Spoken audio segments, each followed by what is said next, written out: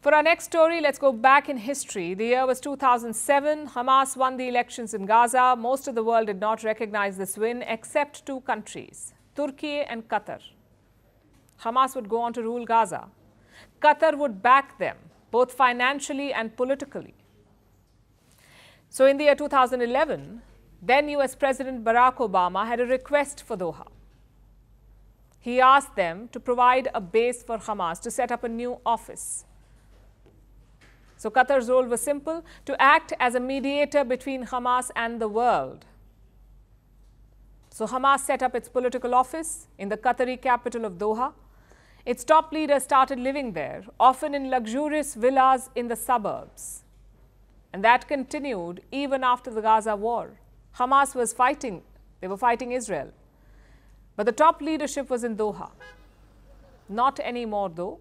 Yesterday, Qatar issued a statement. It said Hamas leaders are no longer in Doha.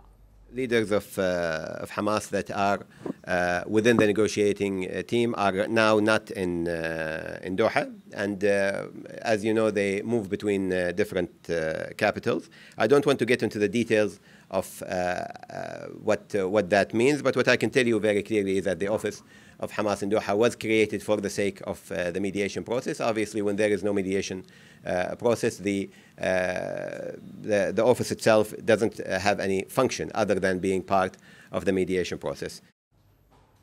So the first question is, where did they go?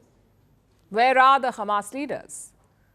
As you heard him say, they're not in Doha. That's what Qatar says. They're not in Doha. But they did not say where they went. By all accounts, they're in Turkey now. President Erdogan of Turkey has been welcoming, so Hamas has found a new base in Turkey. Question number two, why did they have to leave Qatar? Again, Qatar gave no answers, no reasons. They say that the Doha office was created for mediation. There are no ceasefire talks now. The process has been suspended, so the office has no use. Qatar says the office is not permanently closed, but right now, no one's there.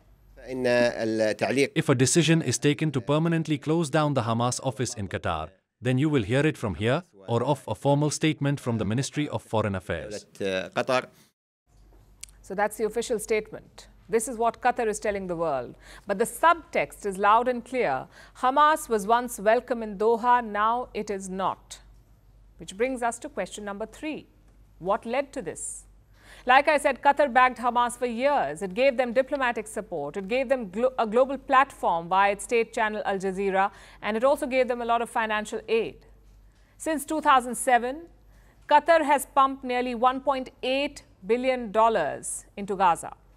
Most of this was in the form of aid, subsidies, fuel, even kickbacks for the group. They also allowed Hamas leaders to stay in Doha. Their hotels were just minutes away from the Al Udeid base. Al Udeid is America's largest military base in West Asia. So this wasn't some hidden relationship. It was all out in the open. When Hamas attacked Israel, Doha did not condemn the attack. In fact, they blamed Israel. They said, and I'm quoting, Israel is solely responsible for the escalation. But soon, Qatar also became the go-to mediator, trying to broker a ceasefire in Gaza. So the question is, what has changed now? Looks like it was pressure from the United States. Qatar's relationship with Hamas worked for one reason. Washington supported it. But it doesn't anymore, it seems. Reports suggest that the US wanted Qatar to distance itself from Hamas, and Qatar complied. I will let the various relevant governments speak to where they are. I know the government of Qatar has spoken to this to some extent. I've seen the reports that some of the leadership of Hamas who had been in Doha have now moved to Turkey. I'm not in a position to dispute those reports. What I would say on behalf of the United States is that we don't believe the leaders of a vicious terrorist organization should be living comfortably anywhere. So first, Qatar suspended the mediation efforts, and then it expelled Hamas leaders. It may not be a permanent breakup, but it just shows that the relationship had become a diplomatic liability for the Qataris. But where does it leave Hamas? Their top leaders are dead. Their leadership is now scattered. Most of them are keeping a low profile, and now they've lost one of their biggest financial backers. So Hamas has two options, really. Continue the war and suffer the consequences, or call for a ceasefire. And they seem to be leaning towards the second option, calling for a ceasefire. Hamas says it is ready for a ceasefire. In return, it wants a full Israeli withdrawal from Gaza. The problem is, Israel doesn't agree to this, which is why Hamas is now appealing to US President-elect Donald Trump. They say Trump should put pressure on Israel. But will it work? We'll find out in a few months.